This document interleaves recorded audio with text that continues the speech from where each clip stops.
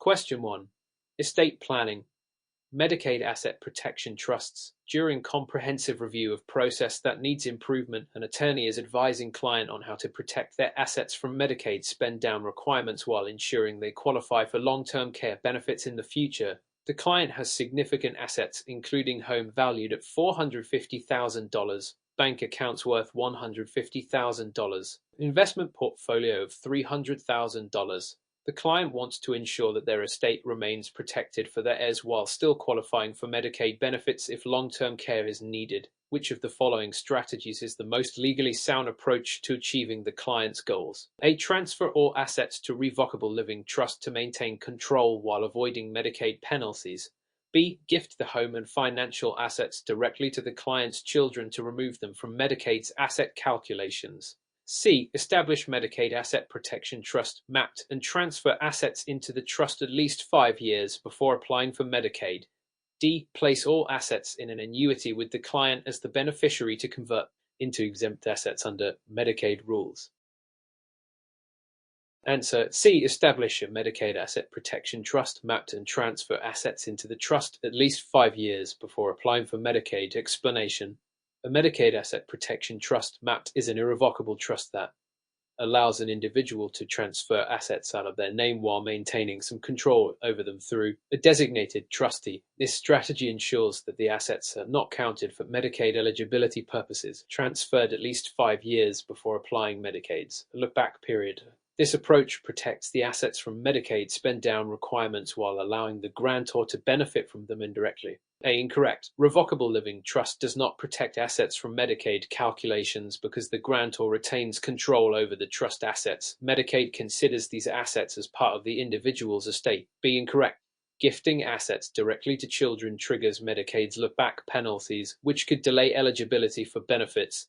Additionally, gifting large amounts can create tax consequences. D. Incorrect. While annuities can be in Medicaid planning, placing all assets into an annuity with the client as the beneficiary does not provide protection from Medicaid spend-down requirements. Only certain irrevocable annuities structured correctly under Medicaid guidelines may be exempt. Relevant law 42 U.S.C. SS 1396 Medicaid Asset Transfer Rules, Medicaid Look-Back Period Regulations. Question 2. Elder Abuse and Exploitation.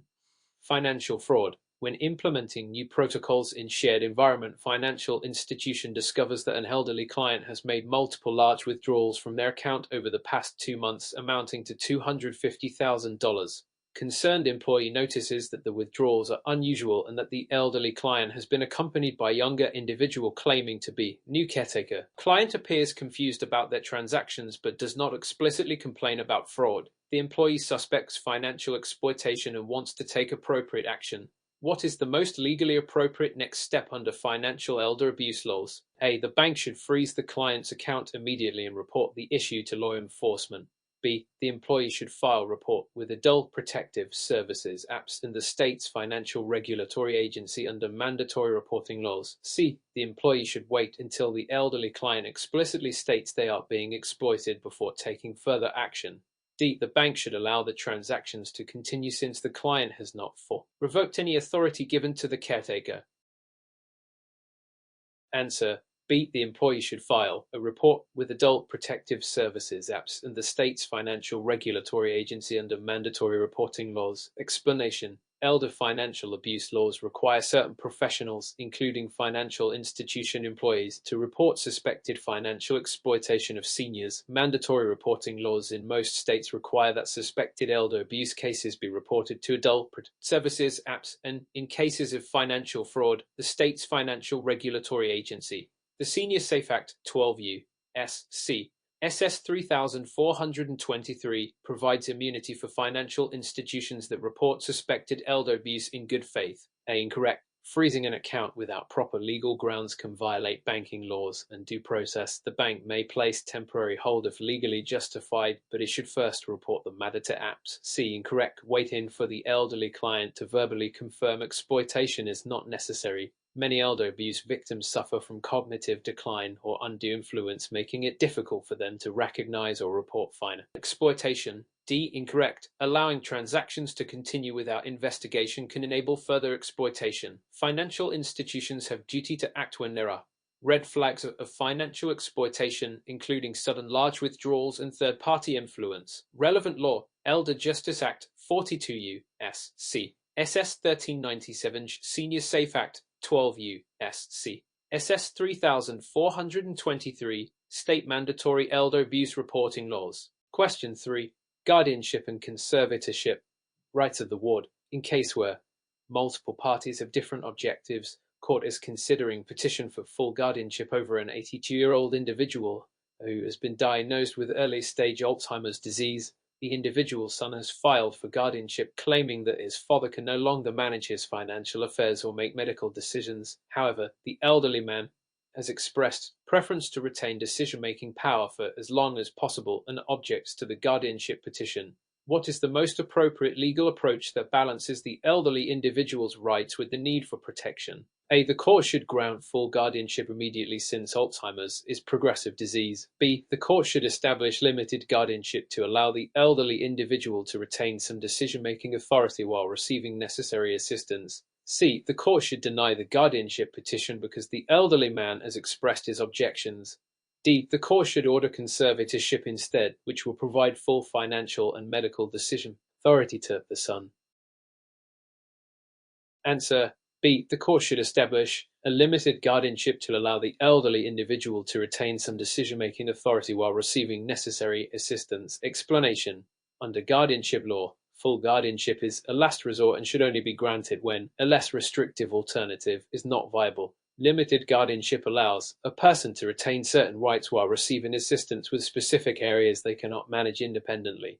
Courts aim to protect the ward's autonomy while ensuring necessary support, following the principle of the least restrictive alternative as outlined in the Uniform Guardianship, Conservatorship, and Other Protective Arrangements Act (UCAPA). A. Incorrect. Granting full guardianship immediately without considering alternatives violates the individual's rights. Diagnosis of Alzheimer's alone is insufficient to remove all decision-making authority, especially in early stages. C. Incorrect. Persons' objections do not automatically prevent guardianship if evidence shows they lack the capacity to manage essential affairs. Courts must balance autonomy with protection. D. Incorrect. Conservatorship primarily addresses financial matters, whereas guardianship covers personal and healthcare decisions.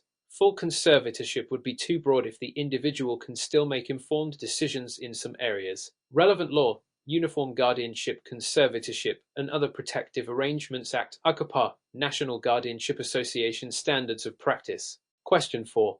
During a critical transition period where existing processes must be reassessed to comply with new legal standards, an elderly client seeks to modify their estate plan.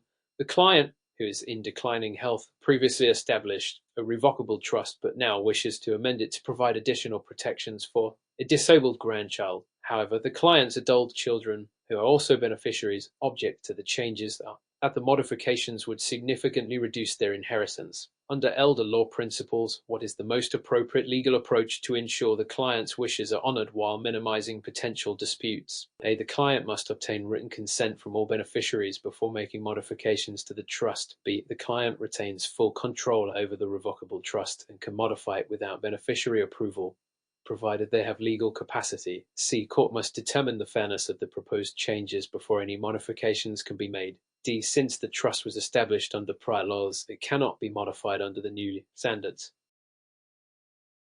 Answer: B. The client retains full control over the revocable trust and can modify it without beneficiary approval, provided they have legal capacity. Explanation: Revocable trusts allow the grantor or the person who establishes the trust to modify or revoke the trust at any time, provided they are legally competent. The ability to amend the trust does not require beneficiary consent, meaning the client can add protections for the disabled grant without needing approval from the adult children.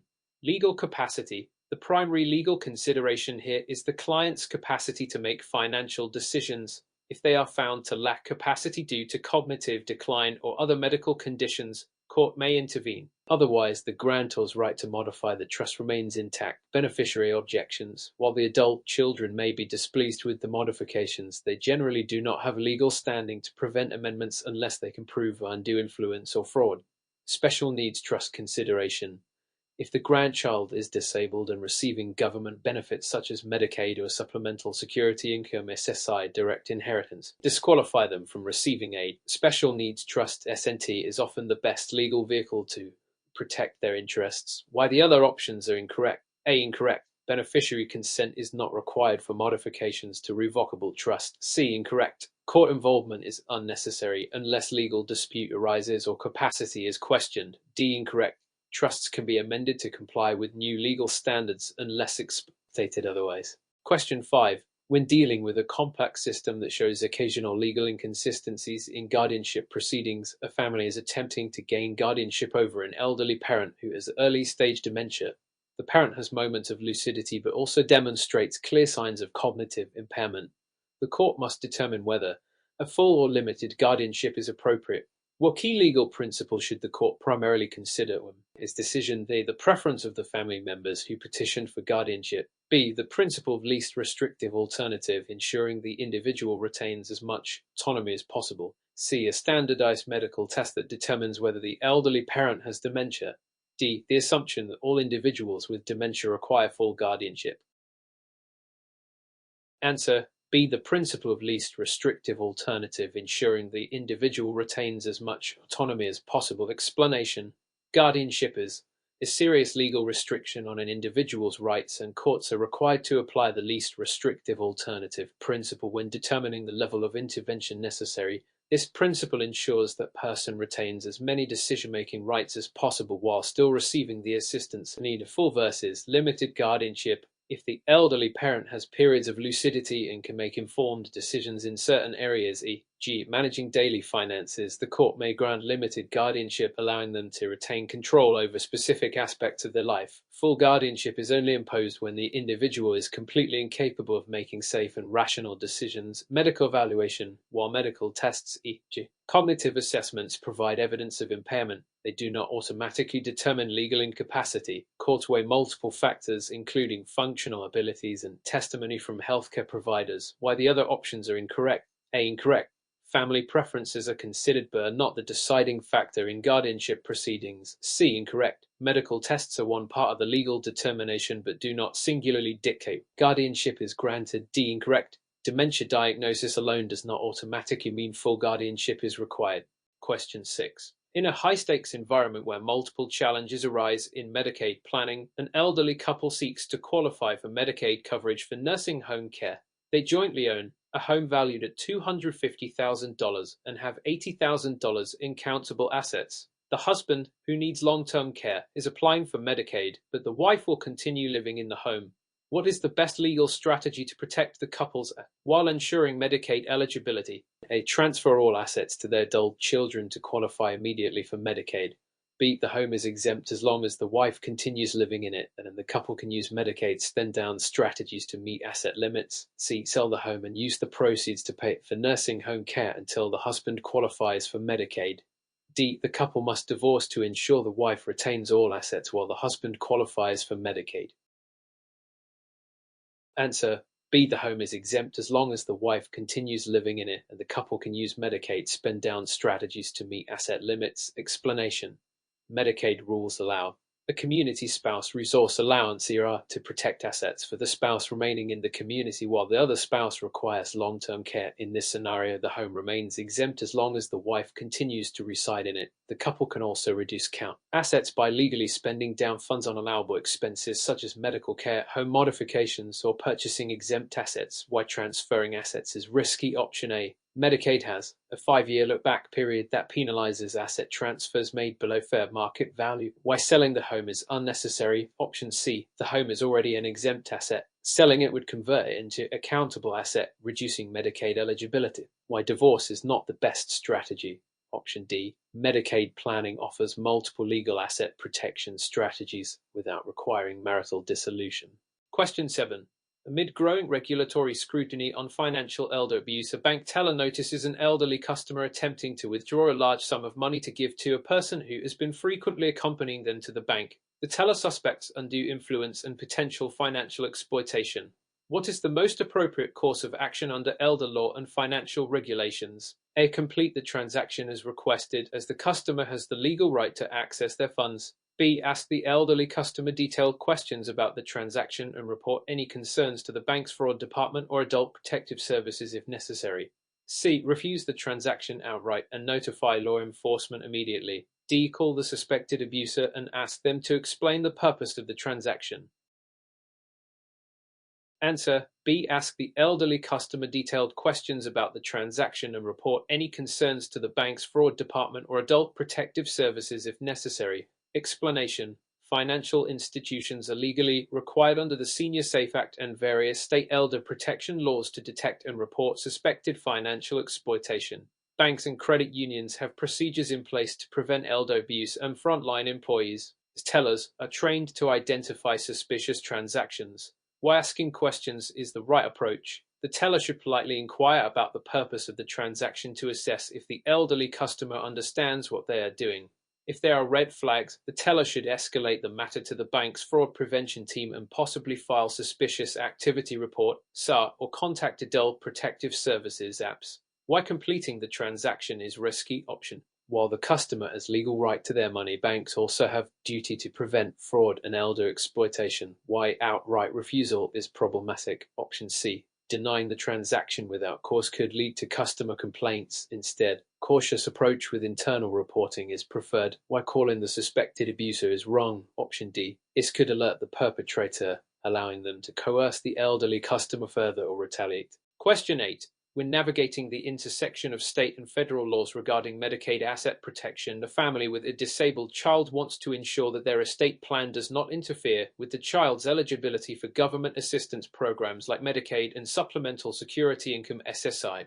Which estate planning tool is most appropriate in this situation? A. Traditional inheritance left directly to the child in will. B. Special needs trust (SNT) to manage assets on behalf of the disabled child without affecting benefit eligibility. C. Joint bank account with the child to allow easy access to funds. D. Transferring all assets to sibling with the expectation that they will care for the disabled child. Answer: B. A special needs trust (SNT) to manage assets on behalf of the disabled child without affecting benefit eligibility. Explanation: A special needs trust (SNT) is the most effective legal tool for providing financial security for a disabled individual while preserving eligibility for means-tested government benefits such as Medicaid and SSI. How an SNT works: the trust holds assets on behalf of the child, but since the funds are not directly owned by them, they are not counted toward Medicaid. See eligibility limits. The trustee disburses funds for needs not covered by public benefits, such as education, entertainment, and personal care items. Why direct inheritance is risky. Option A: Receiving a lump sum inheritance could disqualify the child from Medicaid and SSI by exceeding asset limits. Why joint accounts are a problem. Option C: A joint account makes the funds legally accessible to the child, potentially disqualifying them from benefits. Why relying on a sibling is a poor strategy. Option D: The sibling is under no legal obligation to use the funds for the disabled child's benefit, creating risk. Question 9. As legal challenges emerge regarding the scope of durable powers of attorney, an individual grants their adult child a durable power of attorney (DPOA) for financial decisions. A few months later, the individual is diagnosed with dementia and can no longer manage their affairs. The child uses the DPOA to sell the individual's home and liquidate assets for long-term care costs. The individual's sibling challenges the transaction court, claiming that the child had no authority to sell the home. How would the court likely rule in this case? A. The transaction is valid as durable power of attorney remains effective even after the individual becomes incapacitated. B. The sale is invalid as power of attorney automatically terminates when the grantor becomes incapacitated. C. The court must conduct full investigation into the child's actions before determining validity. D. The sale is invalid unless the child had written consent from all immediate family members. Answer: A. The transaction is valid as a durable power of attorney remains effective even after the individual becomes incapacitated. Explanation: A durable power of attorney (DPOA) remains in effect even after the principal becomes incapacitated. This makes it a powerful tool for managing financial and legal affairs when someone can no longer make decisions independently. Key distinction: a general power of attorney (POA) would terminate upon incapacity, but a DPOA explicitly remains valid unless revoked, while the court would likely uphold the sale. If the child was legally designated as the attorney in fact and the DPOA explicitly granted real estate transaction powers, they had the authority to sell the home. While other options are incorrect. B. Incorrect. A DPOA does not terminate upon incapacity. C. Incorrect. While fraud or abuse can trigger an investigation, typically on a properly executed legal documents. D. Incorrect. Family consent is not required unless stated in the DPOA. Question 10. As increasing cases of undue influence affect elderly individuals, a woman in her late 80s who relies on a caregiver suddenly changes her will to leave her entire estate to the caregiver. The woman's children, who were previously the primary beneficiaries, challenge the will in probate court, claiming undue influence. What factors will the court consider when determining if undue influence occurred? A. Whether the elderly woman had the legal capacity to create will. B. Whether the caregiver actively isolated the elderly woman from family and control major life decisions. C. Whether the elderly woman expressed dissatisfaction with her children before making the changes. D. Whether the elderly woman received assistance from an estate planning attorney when drafting the will. Answer: B. Whether the caregiver actively isolated the elderly woman from family and controlled major life decisions. Explanation: undue influence occurs when a person coerces or manipulates a vulnerable individual into making legal or financial decisions against their true intentions. Courts examine several factors, including isolation. If the caregiver restricted communication with family and friends, this may indicate undue influence. Dependence: the elderly woman relied entirely on the caregiver for daily needs. She may have been vulnerable to manipulation. Sudden changes in estate planning: if major changes to the will occurred without a clear explanation, courts will scrutinize the circumstances. Why the other options are incorrect. A. Incorrect. Legal capacity is relevant but does not automatically disprove undue influence. C. Incorrect. Expressing dissatisfaction with family does not mean an influence occur. D. Incorrect. Having an attorney helps ensure legal formalities are met, but undue influence can still happen. Question 11. In a high-stakes environment where multiple challenges must be addressed simultaneously, a project manager notices that conflicting priorities among different teams are delaying progress. What is the most effective approach to align priorities and ensure smooth execution? A. Allow each team to continue working independently and address conflicts later. B. Implement a cross-functional task force to establish shared priorities and streamline communication. C. Assign a single decision-maker to impose a priority structure without team input. D. Reduce the scope of the project to avoid interdependencies between teams. Answer: B. Implement a cross-functional task force to establish shared priorities and streamline communication. Explanation: why B is correct. A cross-functional task force ensures alignment across teams, creating a shared understanding of priorities and removing bottlenecks. Why is incorrect. Ignoring conflicts can exacerbate delays and cause misalignment. Why C is incorrect. A single decision maker might lack the necessary insights from departments, leading to poor execution. Why D is incorrect. Reducing scope might weaken the project's impact rather than resolve conflicts effectively. Question 12. During an emergency response where multiple areas are impacted, a crisis management team struggles to allocate resources efficiently. What strategy would best ensure that critical areas receive support first? A. Prioritize based on the loudest or most vocal stakeholders. B. Use a predefined risk assessment framework to determine urgency. C. Allocate resources evenly across all impacted areas, regardless of severity. D. Focus all resources on a single problem before moving to others.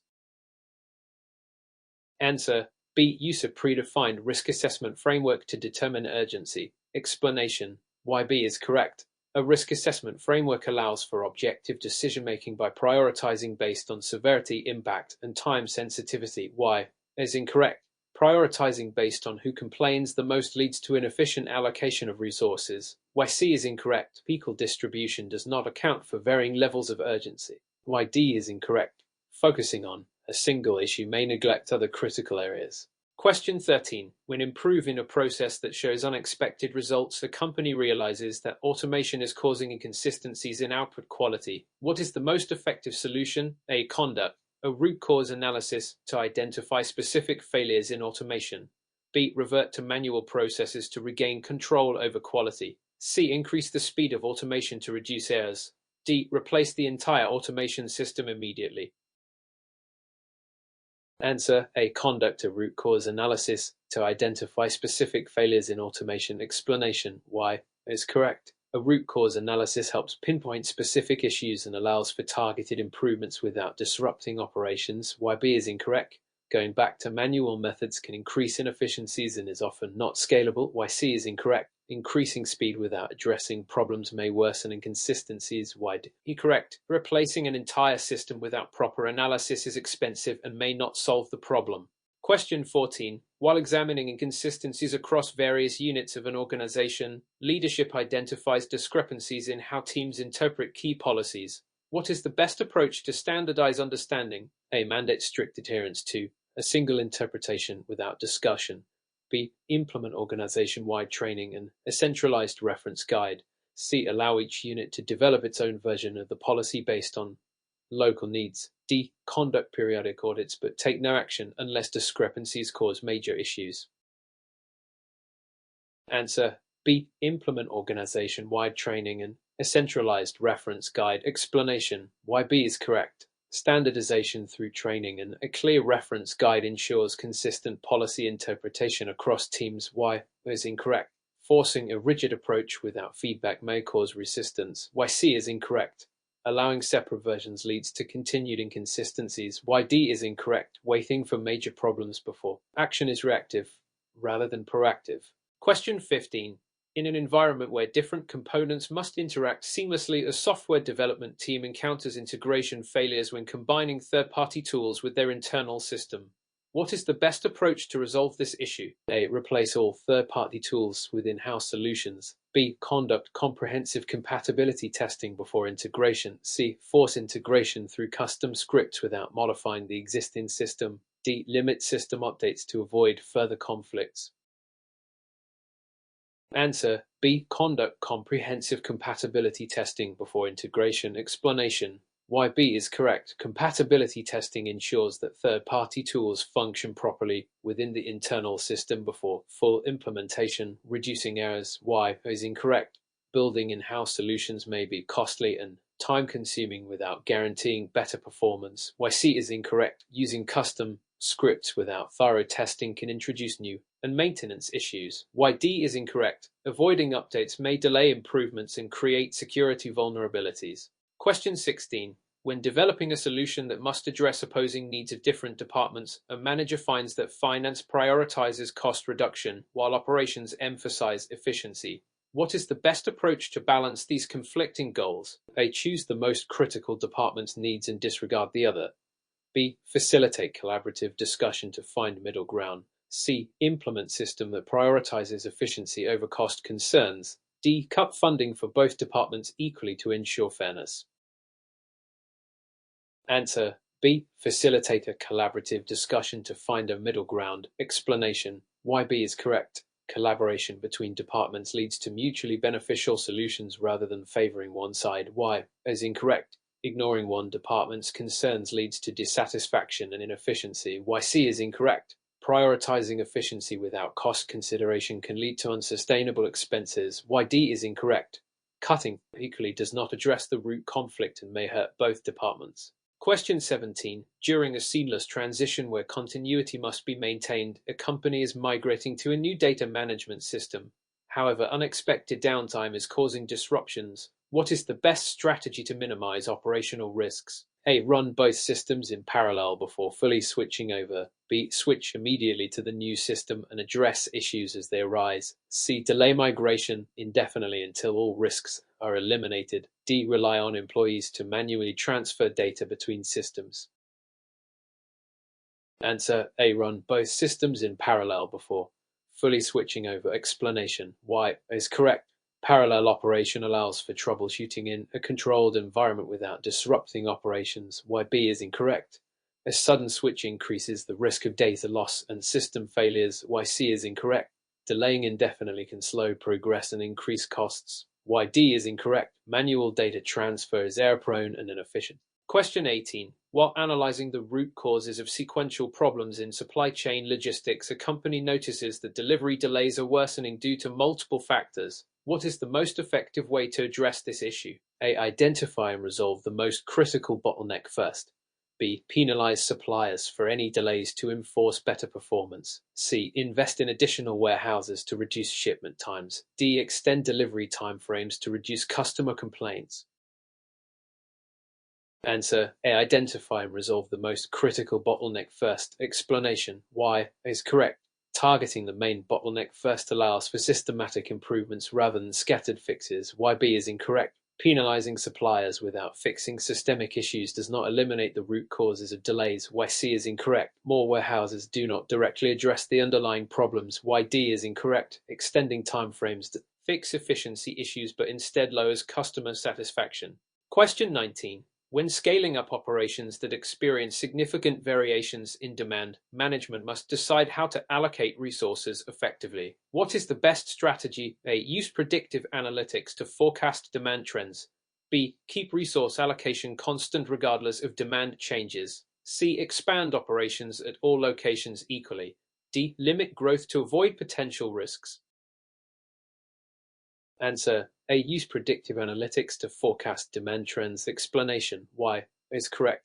Data-driven forecasting helps optimize resource allocation and prevent inefficiencies. Why B is incorrect.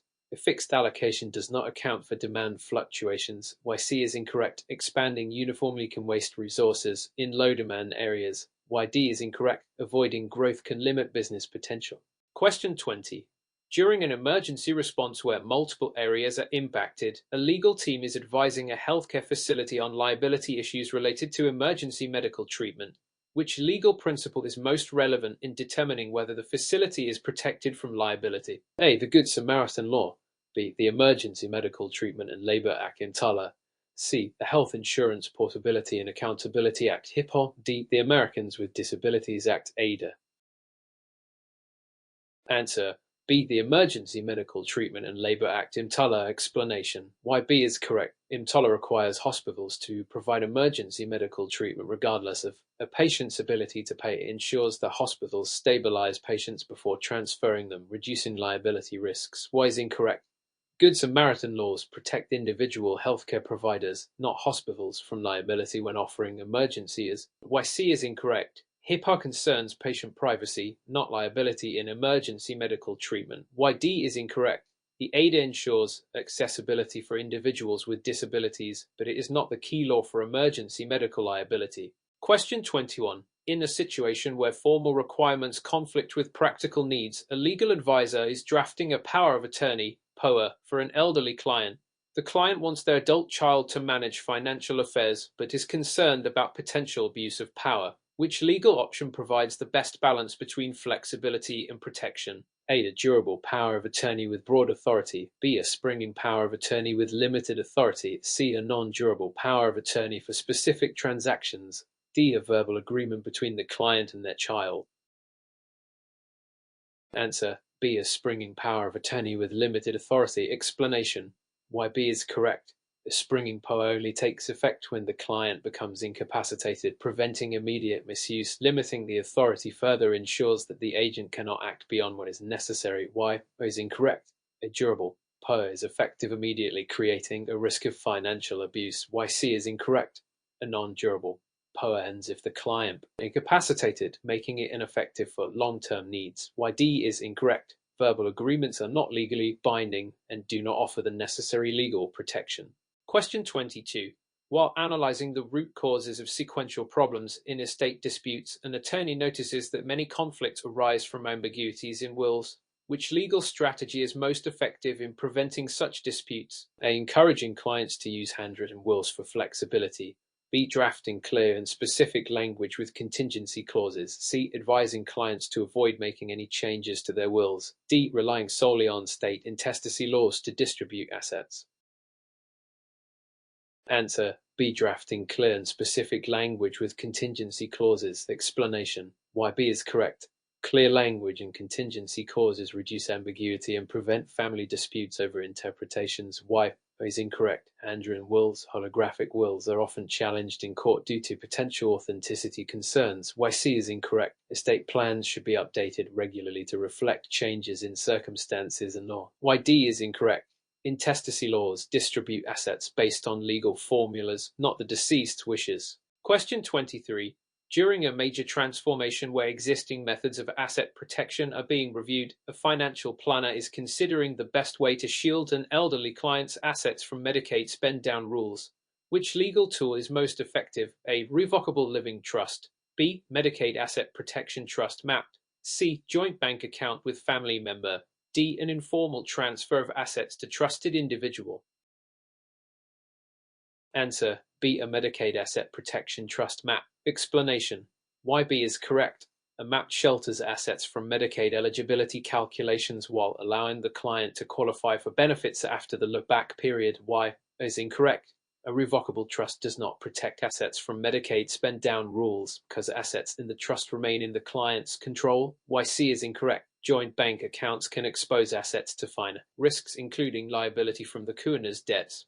D is incorrect. Informal transfers may be considered fraudulent and trigger Medicaid penalties. Question 24. While managing a hybrid approach where timing issues affect financial decisions, an elderly client asks about the best way to minimize estate taxes for their heirs. Which legal strategy is the most effective? A. Gifting assets gradually within the annual exclusion limit. B. Placing all assets in a joint ownership structure. C. Naming heirs as direct beneficiaries on all accounts. D. Keeping all assets in the client's name to simplify probate. Answer: A. Gifting assets gradually within the annual exclusion limit. Explanation: Y is correct. Gradual gifting allows individuals to transfer wealth without triggering federal gift taxes, reducing estate tax liability. B is incorrect. Joint ownership can create unintended tax consequences and expose assets to the Kuhner's liabilities. C is incorrect. Naming direct beneficiaries can avoid probate but does not minimize estate taxes. D is incorrect. Keeping all assets in the client's name leads to probate delays and potential estate tax burdens. Question 25. In a high-stakes environment where multiple challenges must be addressed simultaneously, a corporate legal team is reviewing the impact of a newly enacted regulation that affects company-wide compliance. What is the best approach to ensure legal adherence while minimizing operational disruption? A. Implement an immediate company-wide policy change without review. B. Conduct a legal audit to assess the regulation's impact on existing policies. C. Wait until the first compliance violation occurs before making adjustments. D. Assign responsibility to individual departments without coordination. Answer: B. Conduct a legal audit to assess the regulation's impact on existing policies. Explanation: B is correct. Legal audit allows the company to evaluate risks and align policies with new regulations, ensuring compliance while avoiding unnecessary operational disruptions. Y is incorrect. Implementing changes without reviewing the regulation's details may lead to errors and unintended non-compliance. C is incorrect. Until compliance violation occurs exposes the company to legal penalties. D is incorrect. Uncoordinated responses can lead to inconsistent compliance efforts and gaps in adherence. Question 26. During a seamless transition where continuity must be maintained, a business is transferring ownership from a retiring founder to a new leadership team. What is the most legally sound approach to ensure a smooth transfer while protecting the business's interests? A. Drafting formal business succession plan and legal agreements. B. Relying solely on verbal agreements between the outgoing and incoming leaders. C. Transferring ownership immediately without transition period. D. Keeping the founder involved indefinitely without defining their role. Answer: A. Drafting a formal business succession plan and legal agreements. Explanation: Y is correct. A business succession plan ensures legal clarity regarding roles, financial terms, and ownership transitions. B is incorrect. Verbal agreements are legally unenforceable in complex business transactions. C is incorrect. Immediate transfers without a transition period may disrupt operations. D is incorrect. Keeping the founder involved indefinitely without clarity creates authority conflicts and operational uncertainty. Question 27. In a scenario where efficiency decreases across multiple departments, a company is facing legal disputes related to unclear employment contracts. Which legal strategy is most effective in reducing future conflicts? A. Standardizing contracts with clear terms and dispute resolution clauses. B. Avoiding written contracts to allow flexibility in work arrangements. C. Using identical contracts for all employees regardless of role. D. Ignoring contract issues unless a lawsuit is filed. Answer A. Standardizing contracts with clear terms and dispute resolution clauses. Explanation why is correct. Standardized contracts ensure legal clarity, reducing misunderstandings and future disputes. Dispute resolution clauses provide structured methods for handling conflicts. Why B is incorrect. Verbal or vague agreements lead to legal uncertainty and increase the risk of disputes. Why C is incorrect. Using identical ignores role-specific legal requirements and employment classifications. Why D is incorrect. Proactively addressing contract issues prevents costly litigation. Question 28. While updating traditional approaches where interconnections exist across multiple legal areas, a company is considering revising its employee non-compete agreements. What is the most important legal factor to evaluate before implementing changes? A. Whether the non-compete is enforceable under state law. B. Whether the agreement covers all employees, including interns. C. Whether non-competes are necessary for every role in the company. D. Whether the agreement has a lifetime restriction on employment options. Answer A. Whether the non-compete is enforceable under state law. Explanation why is correct. Non-compete agreements are subject to state laws, and many states impose restrictions or outright bans. Reviewing enforceability prevents legal challenges. Why B is incorrect. Applying non-competes to interns or lower-level employees is often unnecessary and may be illegal. Why C is incorrect. Non-competes should be limited to roles where traits or client relationships justify restrictions. Why D is incorrect. Lifetime restrictions are generally unenforceable due to their excessive burden on employees. Question 29. When scaling up operations that experience significant compliance risks, a company is expanding into international markets. What is the best legal approach to minimize risks related to foreign regulations? A. Conducting a comprehensive legal risk assessment for each target country. B. Assuming that domestic compliance policies apply internationally. C. Expanding quickly before legal review to maximize market opportunities. D. Relying solely on local managers to handle compliance issues.